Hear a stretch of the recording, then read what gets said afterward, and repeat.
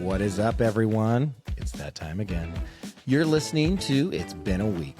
I'm your host, Ben McDonald, and this is your weekly dose of whatever the hell just happened.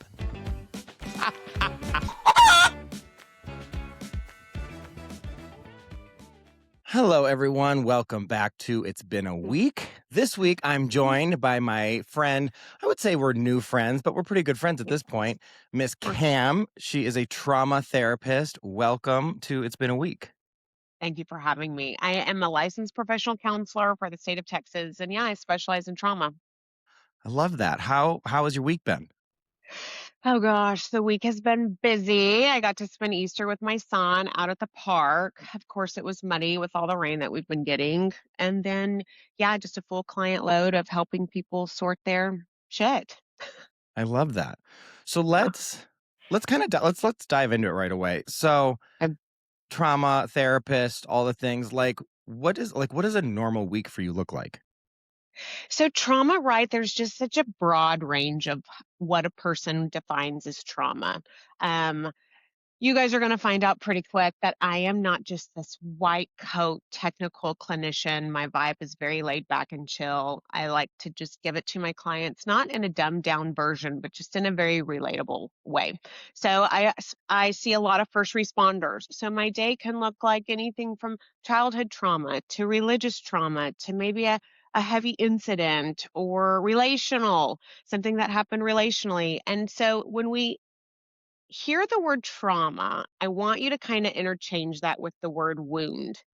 And I think that's why the word trauma is such a buzzword. When people are like, oh my gosh, I was so traumatized, or I need to go to therapy to unpack all my trauma, we tend to just roll our eyes like, girl, stop. Like, what have you been through?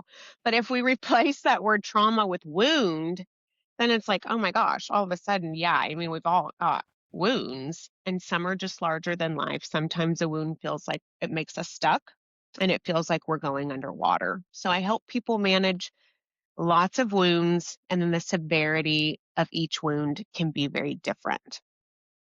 It is so funny that was the explanation you gave, because literally my first question, my first thing I was just about to ask you is the word trauma. I literally was like, it's a buzzword. And it's kind of like, and it's almost like, now we hear now about mental health and we hear about all these things. Yeah. And there's just these buzzwords that are very true things.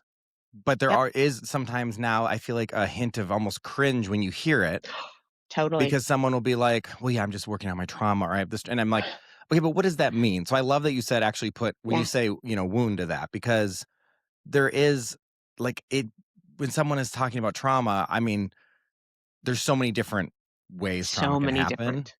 And I think that also, which I think we all have to kind of realize sometimes, that everyone's trauma is different.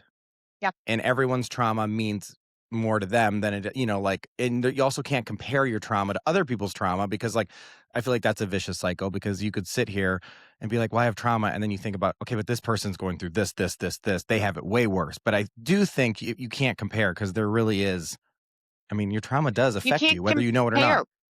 Yes, it does impact you. And a lot of people come in for one thing, Cam, I'm just experiencing low self-worth. I have identity.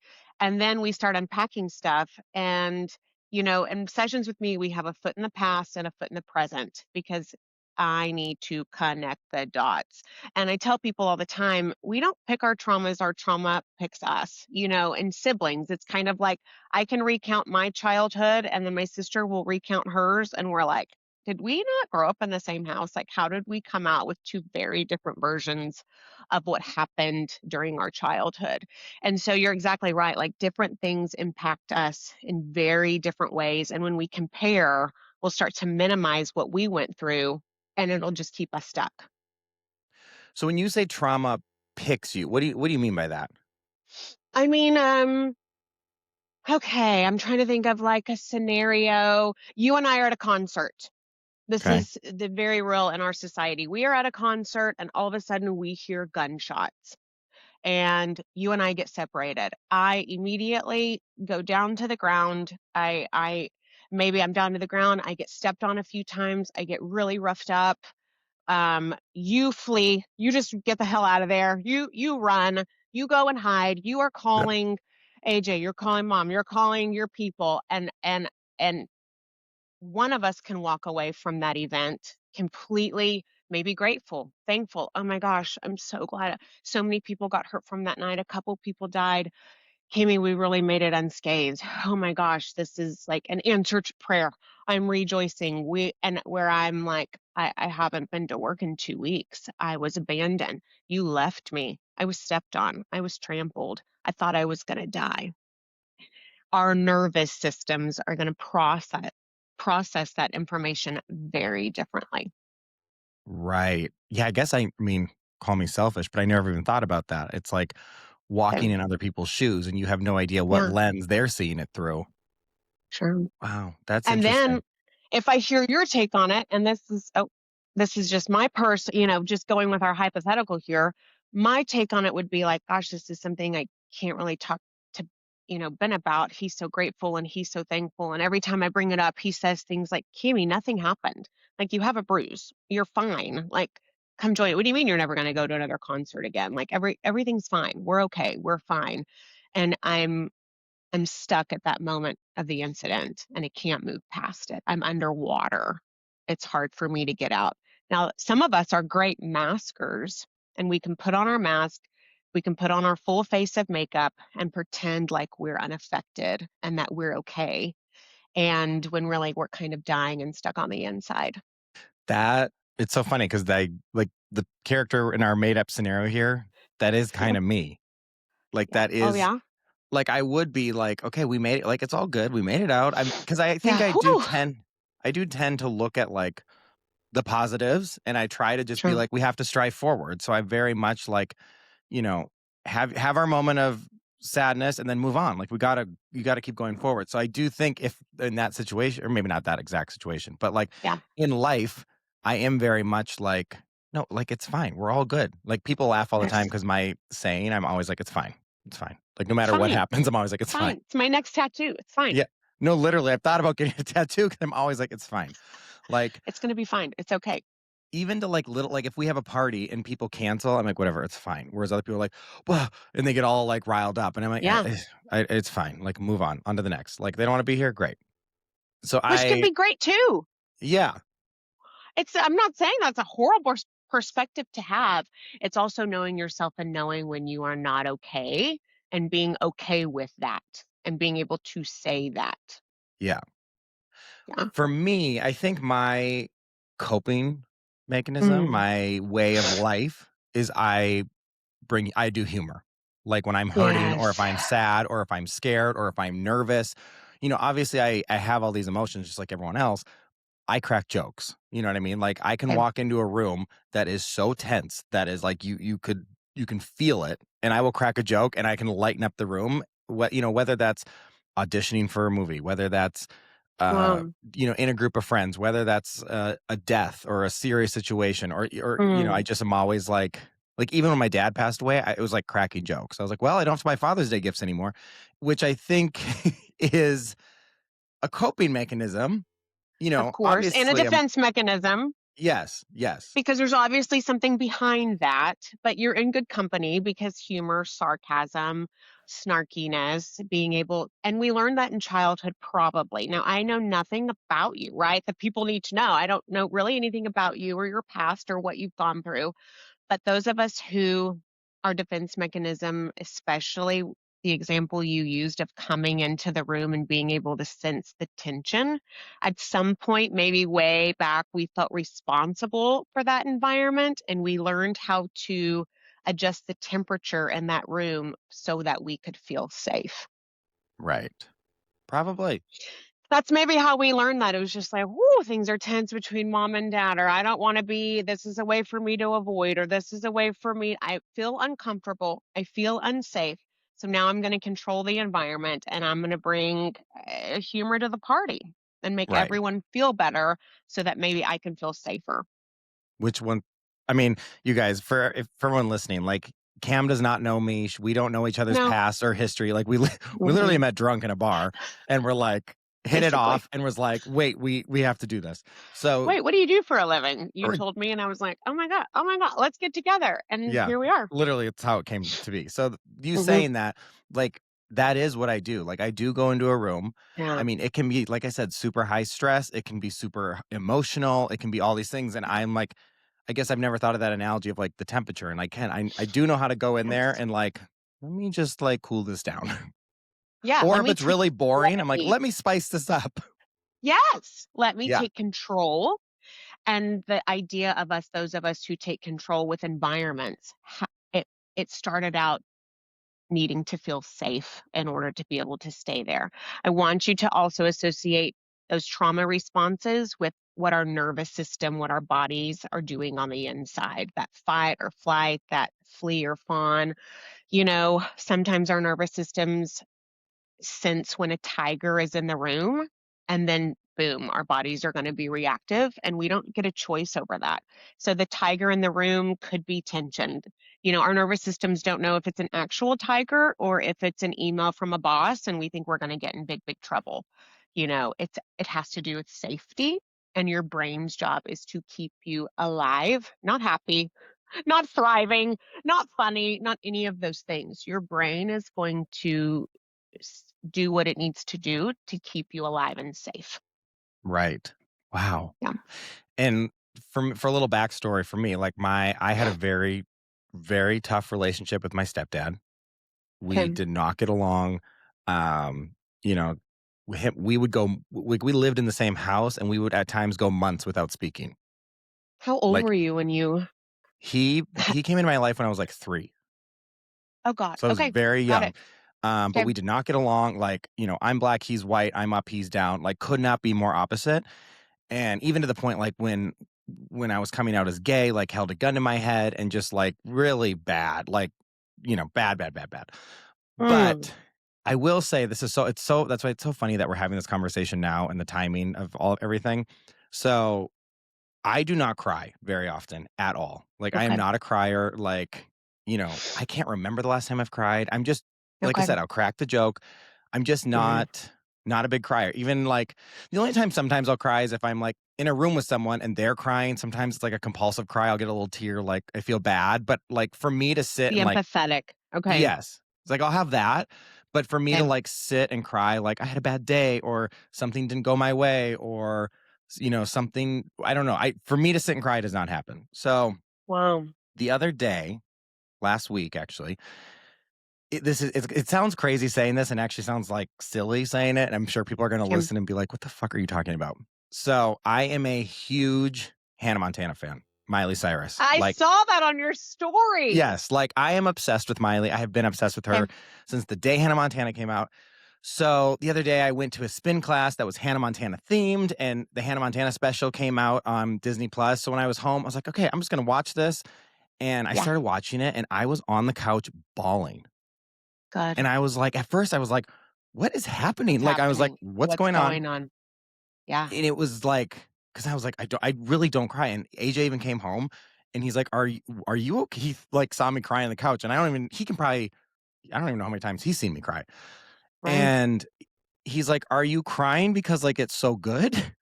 And I Yeah, was like like help me here. What he's like, is this "What's about? going on?" And I just had this moment of realization where I was like, I think when my stepdad and I really, like, because we didn't get along, I would retreat back to my bedroom, and I would watch this Hannah Montana, and I was so fixated when I was younger, and I was obsessed. It was borderline obsessed, but I think it gave me Okay. a distraction, and it gave me something to, like, An focus on. escape. And I Sure. also think, the idea of Hannah Montana, right? She's this normal person Mhm. that is a rock star and she gets to do all these things. It kind of inspired me as a kid to be like, oh, I can be an actor. I can do more. There's more Yes. out there. Yeah, So very unexpectedly, but 20 years later, I'm sitting here watching a Hannah Montana special, which again, this sounds ridiculous. it And I doesn't. just was sitting and I could not stop crying. I was like sobbing. And it was like, she re-sang some of the old songs and they were going down like it was like Okay. going down memory lane. They were showing clips and all these, and it just was I think it was subconsciously all coming Wow. back to me. And I was like, Uh-huh. this is like, and again, I hate to use the word like, oh, this was my trauma, but I do think it was like I had this trauma moment where I was looking back and I was Sure. like, It was the foot niece, in the past and the foot in yes, the present merged, the dots connected. yes. I was Yeah. sitting on the couch in my like beautiful home thinking about my childhood being in my Mm, bedroom by myself watching Hannah Montana and getting lost in it. And I was like, yeah. "Holy shit." Imagine if you didn't have that escape, that safe place to feel and go to in the presence of a bedroom with Hannah Montana, with Miley Cyrus. Um, I mean, I don't want to imagine what would life be like if you didn't have that. And I'm glad that you cried. I'm glad that you got it out. Um, I have a question for you. Oh boy. Did you judge yourself? Was there self-blame? Did you think, "Oh my gosh, what's wrong with me for these tears?" I'm also curious, like, what happened the last time you remember crying? No, I didn't feel judgment. I was like, "Wow." I think it was Good. more like realizations, and I was like, Okay, good. "Wow." Like, I always joke about Hannah Montana and Miley Cyrus, and, like, all my friends know it's like I'm obsessed with her, and, it's always like, "Oh, I'm like, every gay has, like, a Britney or a Mariah or, Right. and every gay has their diva, and Yeah. mine has Their just always diva. been Uh-huh. Miley. So I was just sitting there not, like I was not judging Mm. myself, but I was just, like, having these self-realizations where I was like, "Maybe this is much more deep-rooted than I ever thought." I was like, "Whoa." Right. And here's the deal. Newsflash, okay, a couple things. Y'all, I am not Ben's therapist. Just FYI. Like my Right. questions and all of this is totally coming from a place of curiosity. And then number two, a lot of people's trauma becomes their identity. And I'm not saying that's good or bad or right or wrong, but sometimes using that as our identity can be a way to keep us stuck. And you having these realizations that just came to you and you allowing yourself to cry and let down, that's very different from trying to reject that, trying to avoid it, trying to shovel it under the rug. You literally let that wave of emotion come over you. We connected some dots. That's what we call processing in and of itself.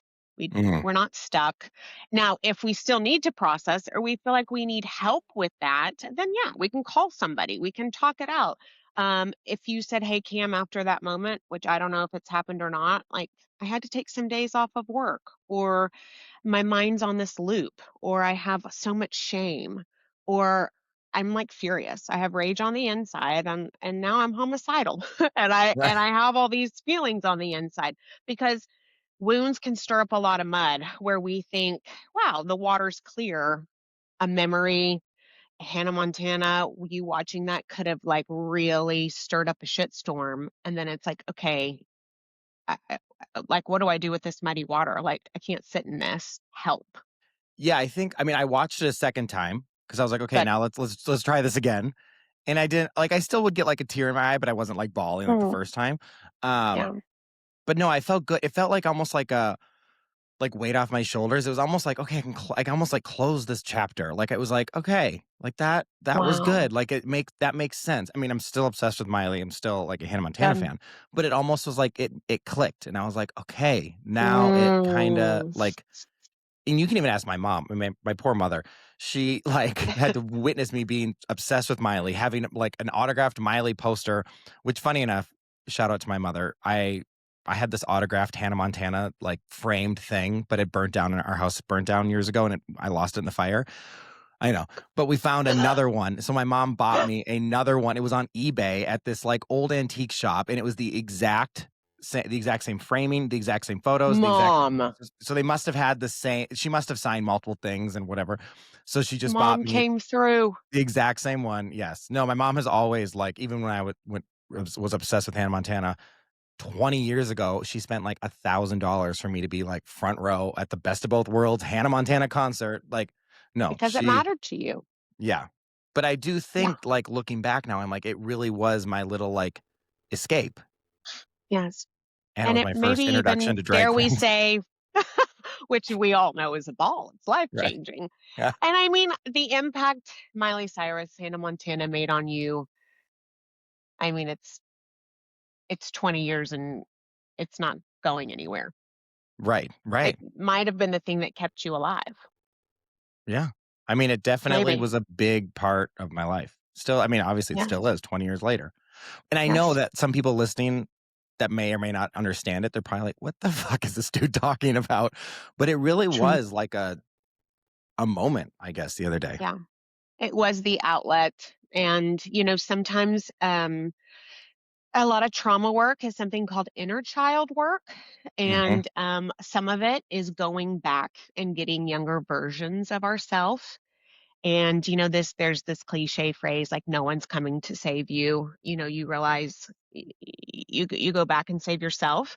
A lot of that is some inner child work. So it's giving inner child for you to be able to go back to the point of the wound or trauma or what you used, how you self-soothed. I mean, with Miley Cyrus and Hannah Montana. And Right. so that's really cool actually. That's I had a a therapist technique one I time use a tell lot. me I had a therapist one time tell me that, like, some of the awful men that I dated, she was like, "You're trying to have a corrective experience," and she's like, Sure. "And it's you see certain, traits in these people, True. and you're trying to fix it," and she's like, you're just gonna run in this cycle," and you know Absolutely. she did tell me, she Yeah. goes, Ben, some people need to be hit by a train," and she goes, "Some people need to be hit a couple times." And I was like, "Yep." So I had to go through some bad relationships, and then Sure. eventually found AJ, so it all worked out. But I mean, let me tell you, I kissed some toads. I know. And you know what? Failure is the better teacher. It just Hmm. is. I wish, Totally. it just is. And so, this idea of, shame versus guilt. We spend a lot of time in my practice getting rid or alleviating, turning the volume way down on shame, because shame wants to latch on to our identity versus being a like saying, gosh, that was a failure. That relationship failed. Versus, I am a failure. Saying, wow, that was really bad. Oh, that decision was bad.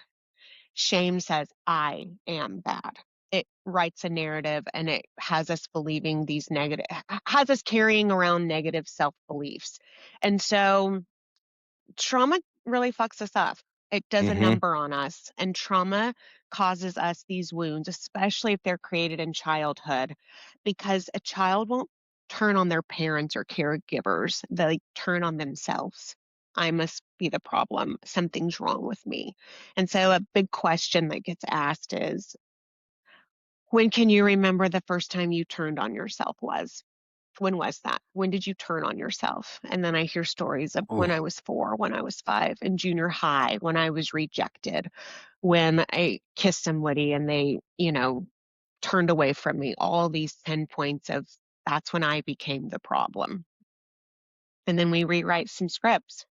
right. Ooh, that's deep. Sorry. That's deep. That no, it's true though. I mean, Yeah. yeah. I mean, I could sit. Yeah. We could. I mean, I could sit and talk for hours on that. But yeah, that's interesting. That's you know, I think. Yeah. Oof. What part of that hit you, got you? I think like the whole turning on yourself, because I Sure. remember when I was like in middle school, high school, and I was trying so hard to not be gay. Yeah. And I remember like down to like clothes that I would wear, I would like force Sure. myself when I got home to not watch certain TV shows. Like, I was like, I can't watch Desperate Housewives because like that's like a gay guy show would watch that. Like I can't, and I Yeah. love that. Thank God I came back around because what a great show. Thank But God. there was moments like that where I think I would, you know, Yeah. I guess turn on myself. Mask who I was, turn on Yeah. myself, self abandon, Yeah. self-hatred, all of those things. Yeah. And I think, Mhm. now looking back, like, because obviously everything's in perspective and from a bird's eye view now, because I look at like AJ, for instance, has like the best parents. They're like saints. And his Wow. relationship with his parents is so great. Like, I have a great relationship with my mother, but like my stepdad and I was not obviously Yeah, good. But I look at like Fred, which was my stepdad, and I'm like, he taught me every lesson that everyone else in life has learned. He just kind of taught me in reverse. Like he taught me what not to be absolutely. Same. versus like, you look at your parents and you want to be like them and they're your role models and all these things. But then I looked at Fred and I'm like, okay, now I know what I don't want to be. So it's like I still That's how learn. not to do it. Yes. So I still learn the Yeah. same life lessons. It just was kind of like in reverse. Absolutely. And you're right, that's a really lucky situation to be able to gain perspective while you're living it out and go, this is exactly how I don't want to do it. And I had a lot of those same scripts in childhood, stepdad issues, real dad issues.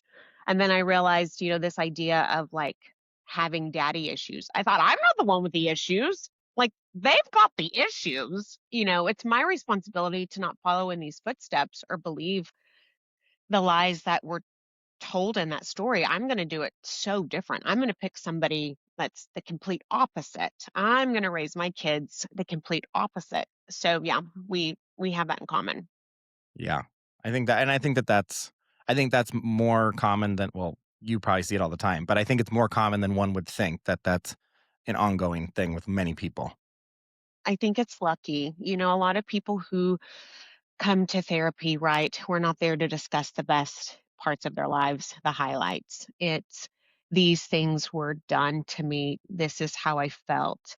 If my dad loved me, why would he say blah, blah, blah? Why did he leave? We're carrying around the abandonment and the rejection wounds of people who were supposed to love us the most.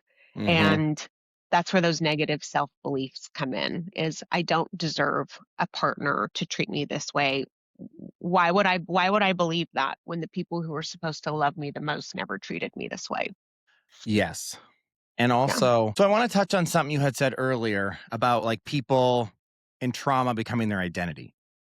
Yeah. So, you know, there's so many people out there I feel like that, and even in my life where you just see it all the time, that are, like, playing the victim, and it's always like, poor me," and, like, "This is happening, and this is happening," and it's Yeah. they never ever can have, like, look in the mirror, and it's like, "Okay, that was shitty, but also what did I have to," it takes 2 to tango. I always think Yes. it takes 2 people for things to, obviously there's people that truly are victims, but there also is people I feel that, I don't know, maybe this is gonna be rude to say, but I do think there's some people that maybe get a sense of they get attention from Yeah. being the victim, Yeah. and then it's like you're rewarding, rewarding the dolphin, and it's like they poor me, they cry on Instagram, or they are always this, and then they get, "Oh, yeah," and then people coddle Sure. them, and then they just that becomes their identity, and it's like it's always something.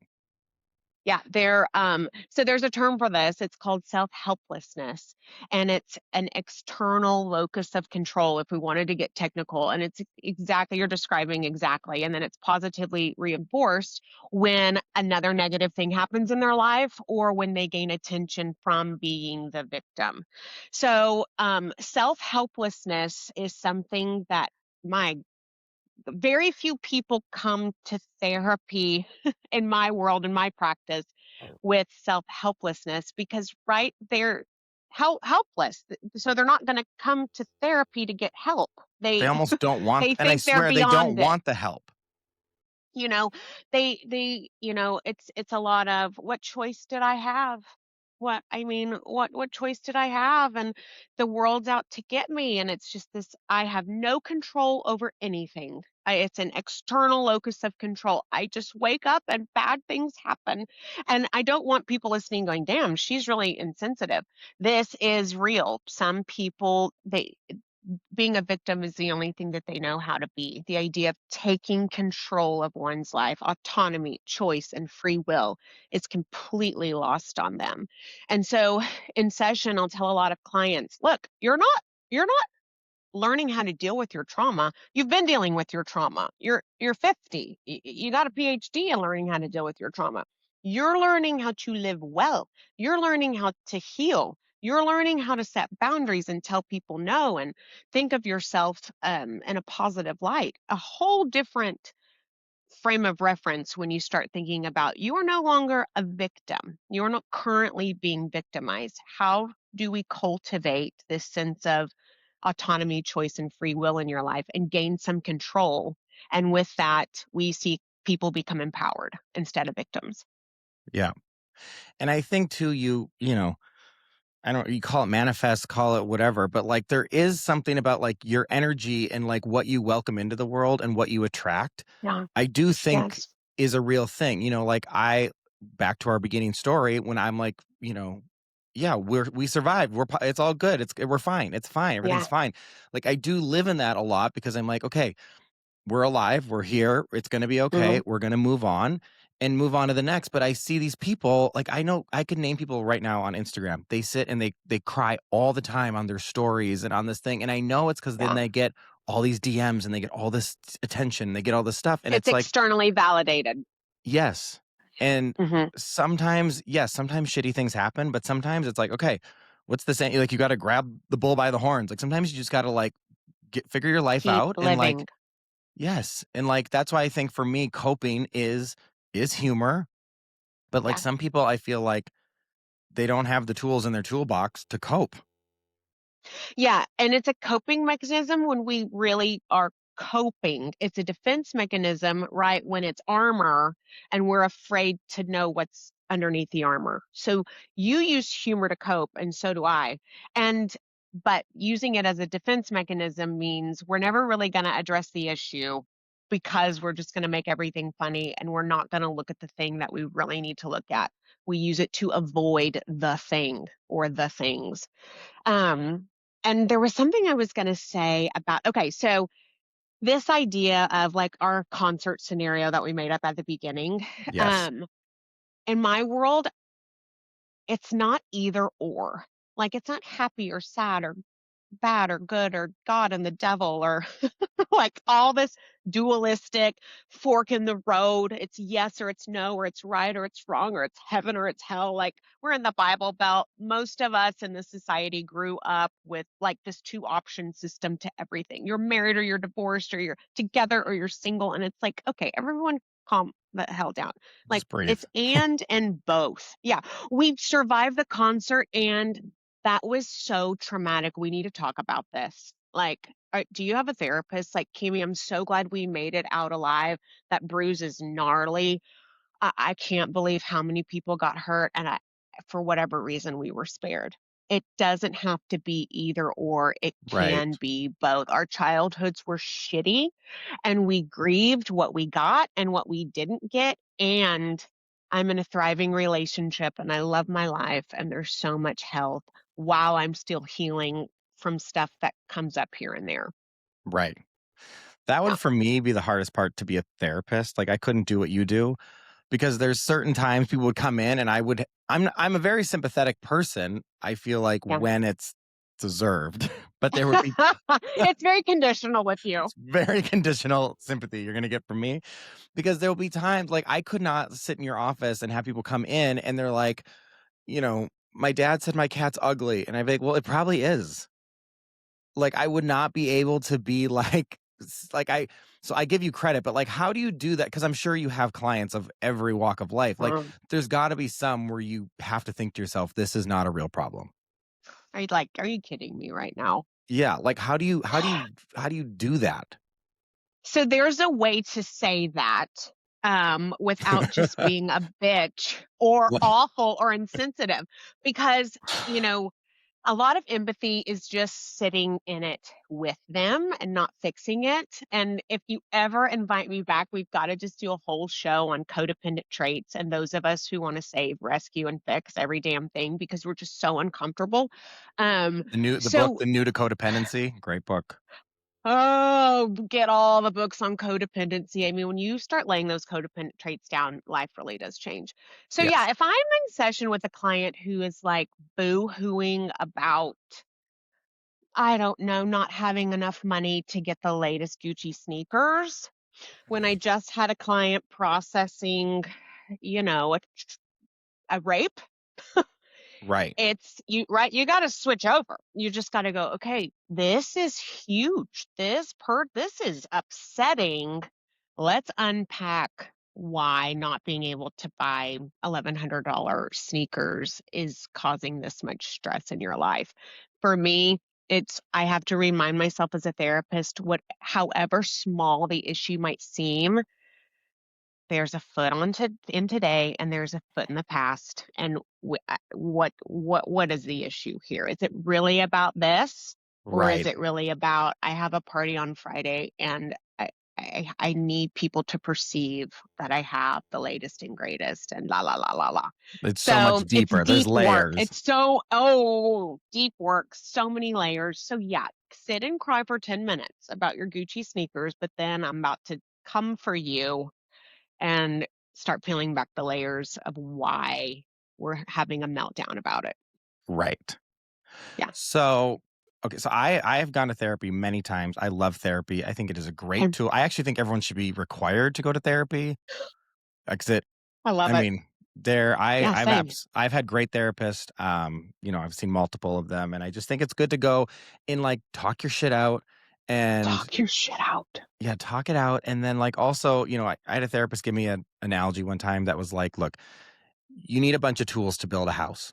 And we all only have Yes. certain tools in our toolbox. So, like, you can't build the house without the foundation. You can't build the walls Yeah. without the windows and the doors. Like, so, like, sometimes we don't have all the tools. And I think the misconception, and a lot of people, they think going to therapy sometimes is like weak or giving up, Oh, or like it's not, it's like, oh, I don't need that. Where it's like, you're just going to like learn to get new tools. It's really, to me, I think therapy is you go, you get more tools to add to your tool yeah. belt, and it just Yes. like, what it can't hurt, because I've learned No. things.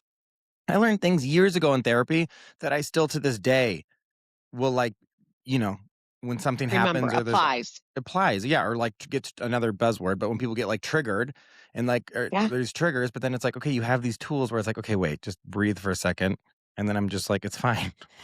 Yes. And when I started therapy, I thought, what a joke. I'll just be honest. As a therapist, I started and I was just like, I didn't rock with my initial therapist. I just thought, oh my gosh, what a joke. I've got to find someone new. She wants to teach me how to breathe when I'm triggered, when I'm activated, when my nervous system is spinning out. Like she wants me to breathe. I can't, I want to, my anger would take over. That was my go to emotion.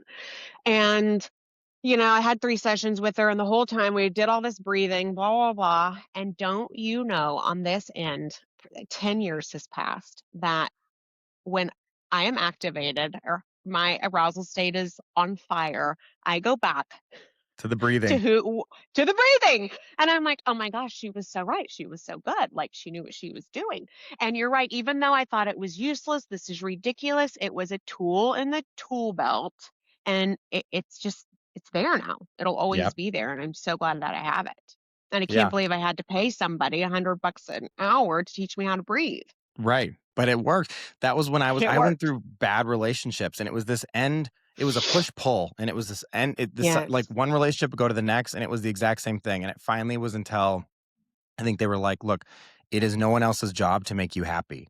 And that hit, and I was like, Of course it's their job to make me How happy. dare you? What do you mean?" Like, of course I'm seeking That's validation. why I'm here. I'm trying to get love from a man and validation and fix my daddy issues. What are you talking about? Yes, Yeah. but it really, once I was like, "Oh, wait a minute. It's my own job to make myself happy." And like, you know, back to again what we were saying when I was younger. Yes, there definitely was a time when I'd look in the mirror and did not like myself, hated myself, and would try to do whatever I Yeah. could to change. Whereas now, I look in the mirror every day and I'm like, I fucking love myself. Like, Yeah. in a healthy way. I mean, obviously Yeah. Yeah. people are gonna be like, of course you love yourself. But like, no, like, but I do. I look in the mirror and I'm like, I'm a great friend to people. I love how, the Yes. relationships I have.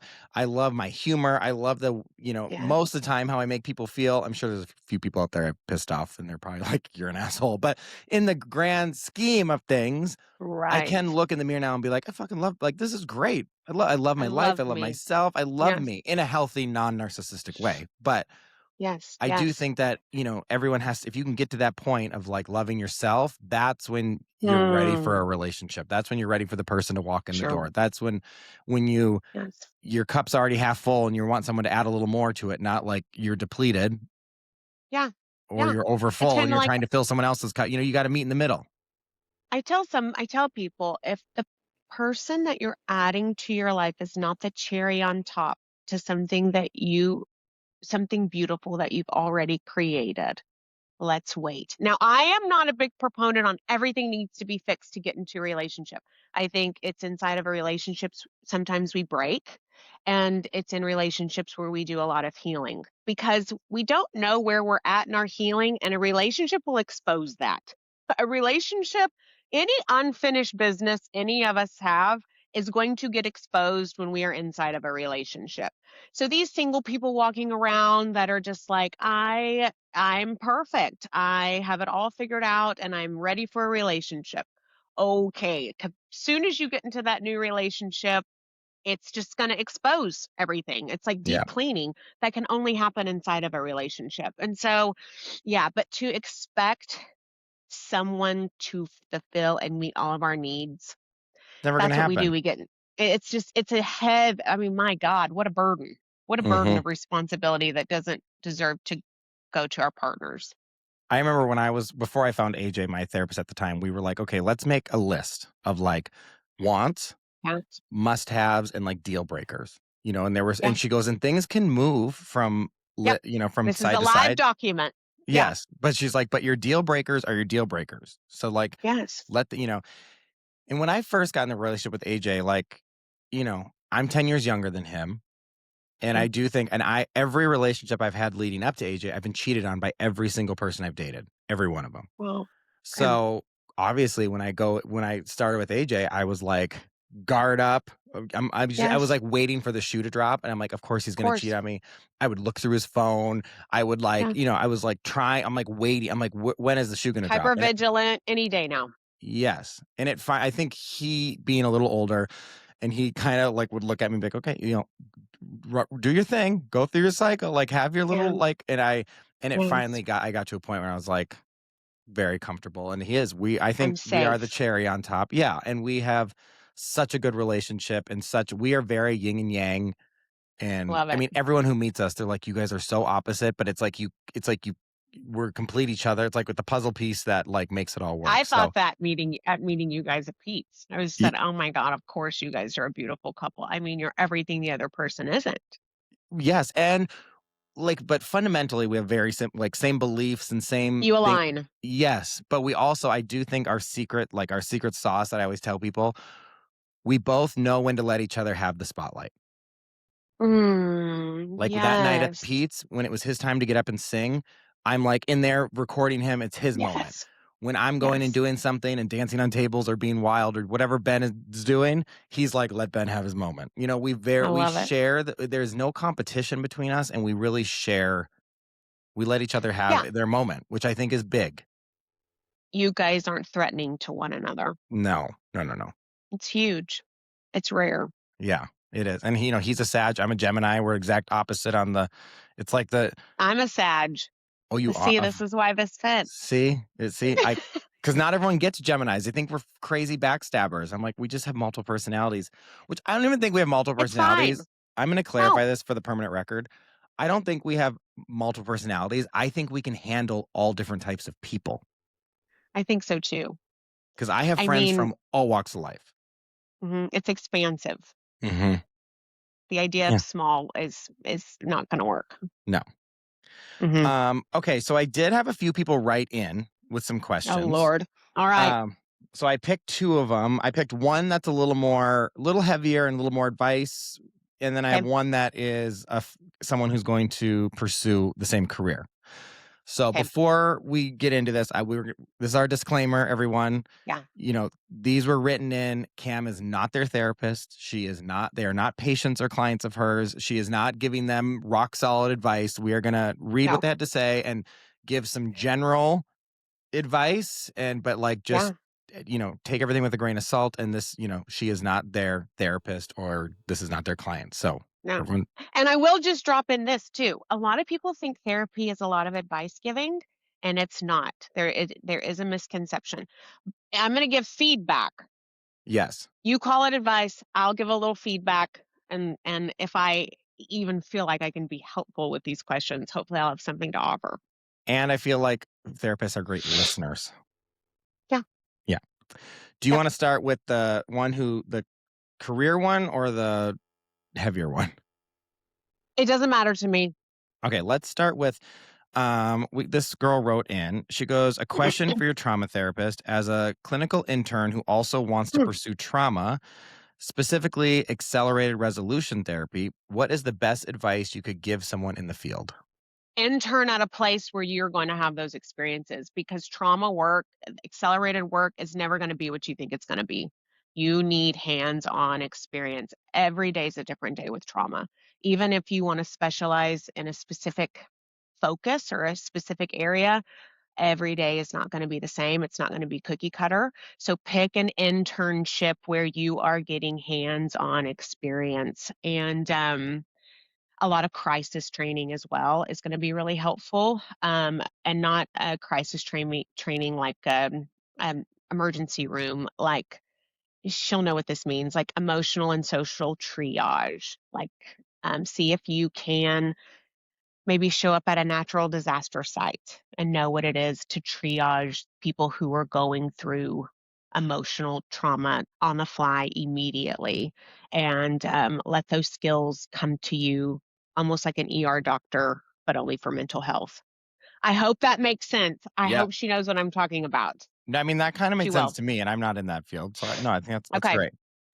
Okay, so this one is another one. This one's a little longer. It kinda tells the story, and then they have some questions at the end of what they're looking Okay. for. So, about 14 years ago, I was on vacation. I went on a booze cruise to go snorkeling, and from what I can remember, we had 1 or 2 drinks before getting in the water. We snorkeled for a while, and I remember feeling really exhausted. I don't even think I caught that much of a buzz. Afterwards, we rinsed off, headed back to the main level of the boat. There was a bar and a bathroom and a photographer who had been taking pictures throughout the trip. I remember taking one shot, and then I don't remember much after that. The next thing I remember is waking up in a section of the boat with a mattress surrounded by the male crew Mm. members. My top had been removed. My bottoms were only partially on, and when I tried to get up, I couldn't move. They just stood there watching me, not saying a word or helping. Eventually, I managed to crawl to the door, and somehow they let me leave. I saw a bathroom nearby and kept telling myself I had to get there. I dragged myself across the boat, literally unable to walk, fell down a couple times the stairs into the bathroom. That's when I was thinking I might die today. My mind was foggy. It Ugh. took everything in me to get my bathing suit back on and get out of the bathroom. I made my way back up to the main deck, crawling around to the edge of the boat, trying not to fall overboard. Um, I was throwing up over the side of the boat, drifting in and out of awareness. I still felt confused, vulnerable, and but a little bit safer. I don't remember getting off the boat. I just remember eventually sitting on a curb, wondering if this was a nightmare or if this had really happened. The next day, we went to find the pictures that were taken on the boat and they had been deleted. We tried asking around, but the people told us to drop it. They said that that was Mm. dangerous, which is terrifying alone. For years, I buried this experience. I tried to move on, but ever since I had my son 5 years ago, it's everything has come back to me stronger, harder, and heavier. I think this experience truly changed me, and I still carry it with me every single day. I've never talked about it because I've been ashamed and afraid of what it all means. Here's what I'm hoping the trauma therapist can help me with. Because I don't fully remember everything. Is that why trauma is still showing up so vividly and so often? Is it normal to not be able to move on when the memories are fractured, but wait, the memories are fractured, but the fear and shame are still so real. And most of Mm. all, will I ever know what really happened to me or how to stop the thoughts from haunting me? I've carried this for so long. I'm just so tired of it. I want to let it go, but I feel stuck and I don't know where to start. Just a Damn. just a little, yeah. That's a lot of what my everyday looks like then, stuff like this. And I want to, and we deal with, there was a lot there, and I'm Yeah. trying to remember her questions, but we would immediately address the shame and the guilt parts. Memories are fragmented, and that we see that a lot, and that's okay. We're not going to go actively searching for them. And so there's a lot of ways that that can be processed in therapy. And I really recommend going to a trauma informed therapist so you are not re traumatized while trying to process and heal through this event. Um, this is something that this is larger than life. This is you in the deep end, especially after having a baby and things begin to come into focus. Our brains and nervous systems can do really strange things when we are, especially during a sexual assault or a roofie or a lot of the details that were described in this. We disassociate, which can mean our brain just takes us completely offline. It looks like this was probably medically induced. I don't know. We don't know. We'll Yeah. never know, right? Some of these details we'll never know, but again, like we said earlier, all the brain was trying to do in that moment was to keep you alive. And so if it has to take you offline to be able to endure to keep you alive, that's what it will do. And sometimes the memories can be fragmented coming back from that. And so there are treatments and therapy. The first one that I would go to would be something called EMDR. It's kind of uh, a buzzword, but it's evidence research based therapy that helps turn down this negative script that you believe about yourself, any the shame parts, the guilty parts of somehow this was your responsibility, whatever it is, that script or that narrative that plays in your head about somehow maybe this was your responsibility or fault. EMDR will get us from point A to point B a lot faster than talk therapy will. And so, I don't know, Ben, if you want to go over those questions again. I'm Yeah. deeply empathetic. Absolutely, we can heal from this and live a very vibrant life. Absolutely. Her questions was like, is it normal to not be able to move on? And then Absolutely. also, will I ever know what really happened or how to stop the thoughts from haunting me? Mm. So, yeah, therapy is going to help with that because we need to rewrite this story, not a false narrative, but the actual one that it removes all shame, all guilt, all blame, all this negative script and self image, the trauma symptoms, which I would have to get to know this client to know what other symptoms they're experiencing. If it's Right. paranoia or hypervigilance, or are we having nightmares? Does this scream PTSD? What are the symptoms to this traumatic event? And that would kind of steer the treatment plan as to where maybe we start. But just being in a room and with a good vibe and an empathetic therapist is going to help tremendously. It's going to, In a safe every time space. you in a safe space. And when we're healing, I want everyone to sometimes, especially from an event like this, sometimes we think healing is just like glorious, and it's not. It's like being hit by a Mack truck or getting into a very severe car accident. Healing can be excruciating and it can be painful, and we can take our time with it while knowing I am getting better and I am showing progress, and I'm stringing better days that I'm having worse days. And so don't delay your healing. Let's talk about this, process it, and categorize it how it needs to be. You were victimized, and let's get some empowerment back. Let's bring some power back. Right. I love that. So Yeah. she should definitely seek out a therapist, but you think don't start unpacking this until you're with someone because it could Yeah. stir up a I bunch of agree. emotions and all the things. Like, it's probably best to be, I mean, it's kind of like when I'm watching Hannah Montana and I had this like stir up of emotions, which happened to be a positive release, but you have no idea what Yes. that could be. So it Yeah. should be It's like, good to do it with a professional, especially something like this, a sexual assault. And, depending on what the other symptomology is, as far as nightmares, there's just a certain way to treat this if certain symptoms are present. right. And muddying up these waters, we got to filter that out pretty fast so we can keep living, Yeah. if that Uh, makes sense. Yeah, totally. I think that's Okay. great advice. Um, wow. This was a great episode. I Okay. actually feel like it was a therapy session for myself too. Oh, God, Like, stop it. I'm I'm like, glad, but we're unpacking all, and I was like, wait a minute, wow. Now I'm gonna go start thinking, when did I first turn on myself? I'm like, this was great. yeah. Okay. Well, thank you so much for coming on. It's been a week. I feel like maybe you're gonna have to be like, do you remember when Oprah used to have Dr. Oz on all the time? Yes. You'll have to be Oh, like my a gosh. reoccurring guest, and we'll have to have you keep coming back because this was great. Ben, I had a blast. I had This so much fun. I would love to come back. Well, we appreciate it. And this was a great episode. For everyone out there, if you want to reach out to Cam, I will put all of her information in the show notes. She is based in Fort Worth, Texas. If anyone you or anyone you know is struggling or needs help, Yeah. please reach out to therapy. It's honestly, it's the best thing. And I can firsthand tell you it is amazing. So hope you guys have a great week, and I will see you next Tuesday. Hey, wait. I got something to say. You're here again? All right, let's do it.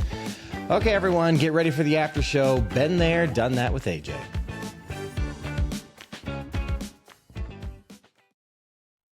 I got trauma, you got trauma, we all got motherfucking trauma. Hello, AJ. Hi. Love how you're telling me as you're looking at me, you need to do a juice cleanse. Are you going to keep that on the podcast? Yes. Why? Because everyone needs to hear that you think I need to do a juice cleanse. Why? No, I said we. I didn't say you. Why? I thought my face was looking And talk thinner. about narcissism. I did not say you. I said us, Oh, we. I heard me. I think my face is looking thinner.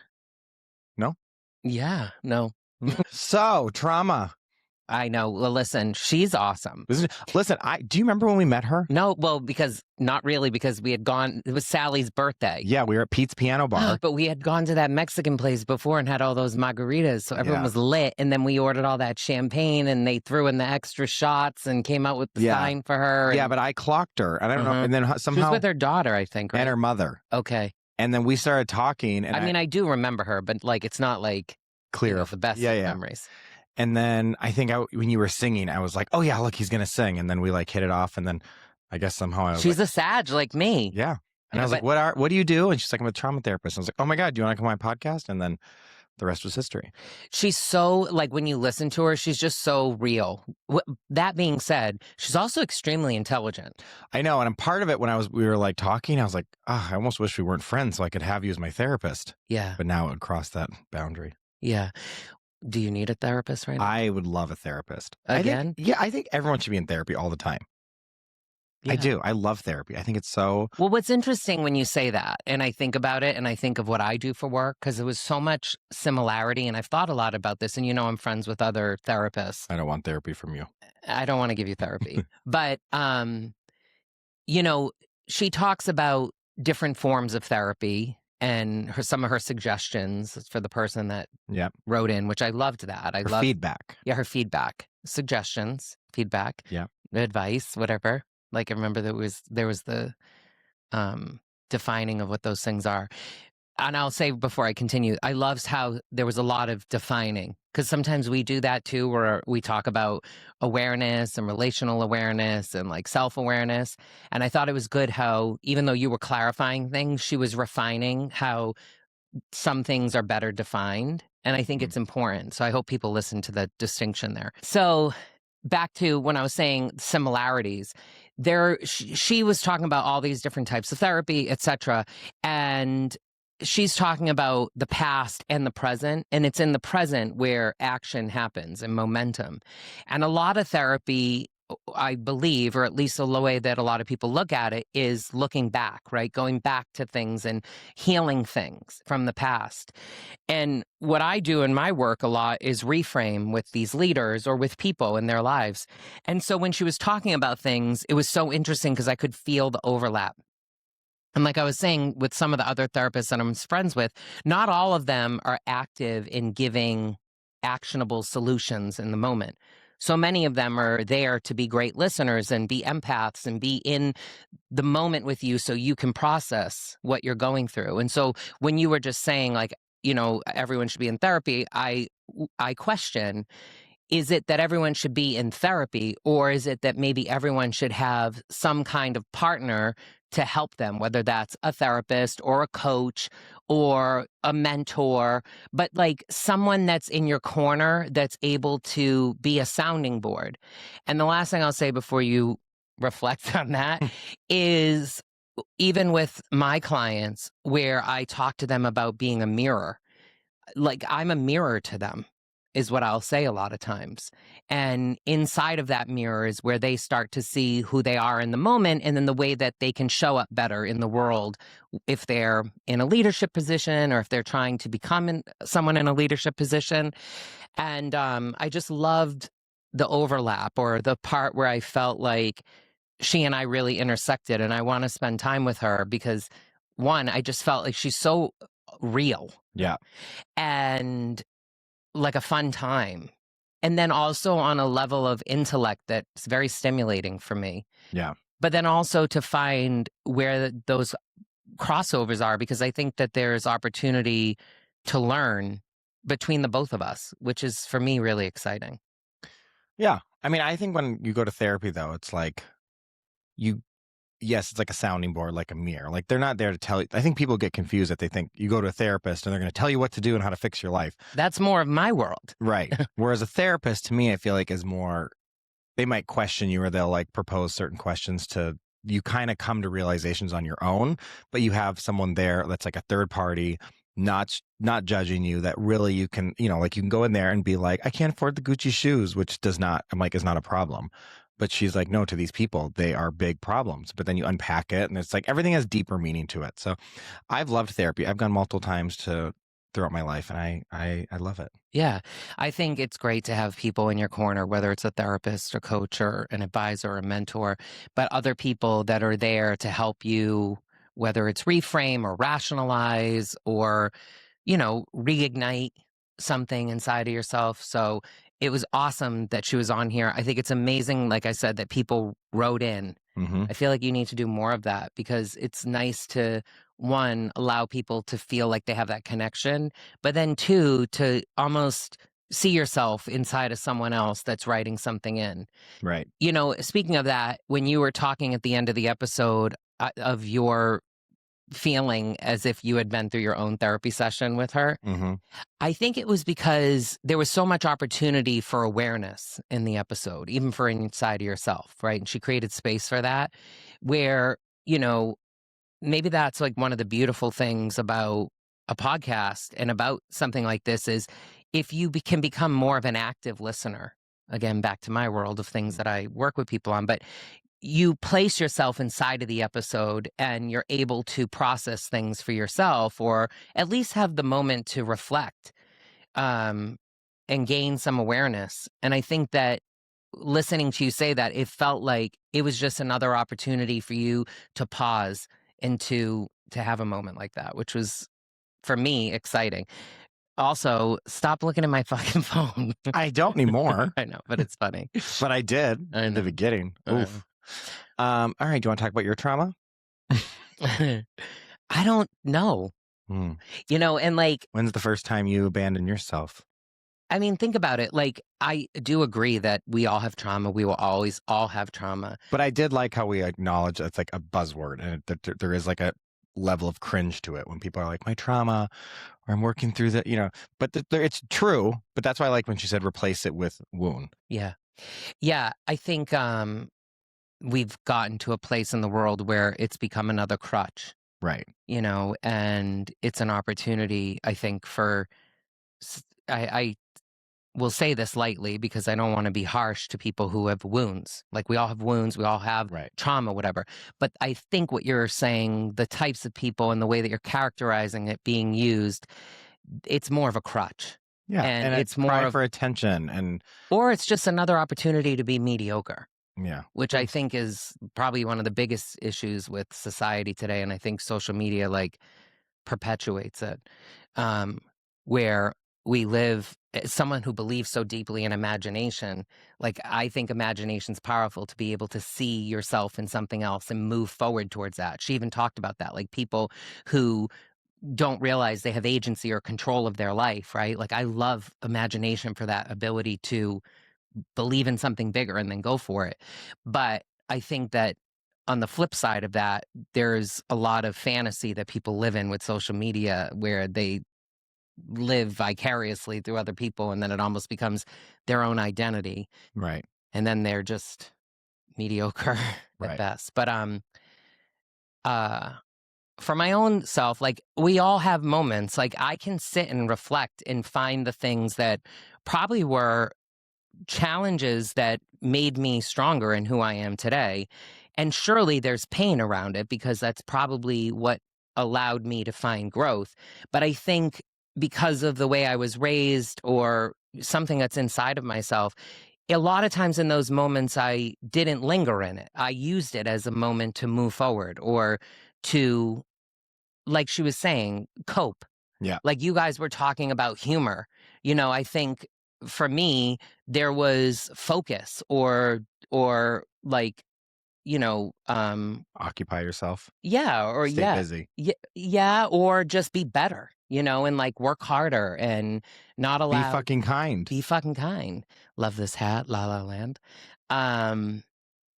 And so again, like being an active listener in the episode, I definitely reflect on those things, but I don't get hung up. Like I'm not someone that we're both very much like move forward, move on, keep going, keep striving forward. I will say, like, as I've grown older, maybe because more of the work I do with people and more of the time that I spend with others trying to help them see themselves, like that's a big part of what I do too.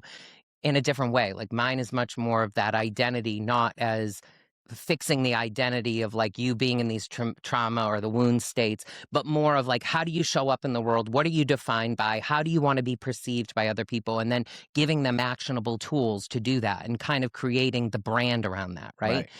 That being said, like the more that I spend time in there, I'm also finding myself like not necessarily requiring, but like giving myself space to be still, to I guess just love and appreciate who I am, even in like my frustrations and downtime, which is maybe a different thing than I was in the past. Like before, like as I'm thinking about that, as I say it, this is probably the longest period of time where I have not been able to pick, to your point, like of like moving or going to something else, to pick up my life and move. Like in the past, when I found myself in maybe frustration or feeling stuck on something, I literally would move to another city. And there was so much in that for me, like the literal movement and the creation of energy. You talked a little bit about energy and what comes with that. That was like huge for me, creating opportunity. And I think like now that we've been in this house 5+ years, we're a little tied down at the moment. Yeah, like all these animals. I don't think that's a bad thing. I think that it could easily be looked at as like a bad thing because I learned how previously like moving created new energy and created opportunity. Here, I think it's actually a growth thing because it's requiring me to find my ability inside of a function that I'm not used to. And I love that. But that being said, I'm also being patient with myself when I need time to just decompress in a way that I don't think I ever felt like I needed before, because movement was so like it was a coping mechanism. Yeah. So maybe that's a big therapy thing to like, to understand more or not. Like, I don't like, kind of like you said with the Miley Cyrus thing, you were able to rationalize your feelings around that and create a healthy narrative. And as she talked about with therapy, like a lot of times it's rewriting the narrative, not as a fake story, but as one that you can live in better and move forward with. And I think like your ability with the Miley Cyrus stuff, which everyone like coming home and seeing him on the couch crying, I was like, the fuck is wrong? Because I don't cry. I know.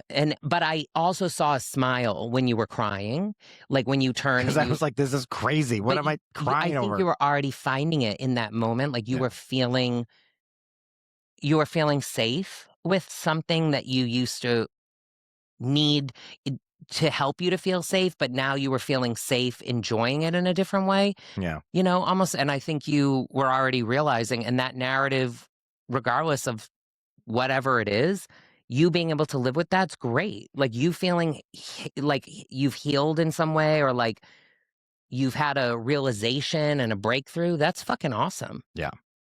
Well, I still wish I would have been there, but that's okay. Got to enjoy it at home. And I think everyone should go to therapy and everyone should figure their shit out. Well, there you go. There you go. All right, everyone. I will see you next Tuesday.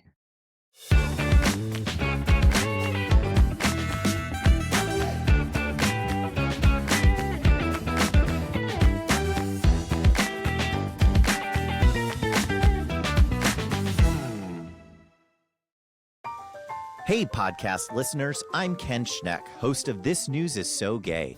This News is So Gay is a weekly roundtable where LGBTQ+ journalists discuss issues at the forefront of national dialogue. We're covering hot-button queer news like healthcare and athletic bans for trans youth, defunding of federal HIV and AIDS programs, and general threats to queer public life. Think Meet the Press, but gayer. New episodes of This News is So Gay drop every Wednesday morning. Find us on your favorite podcasting app.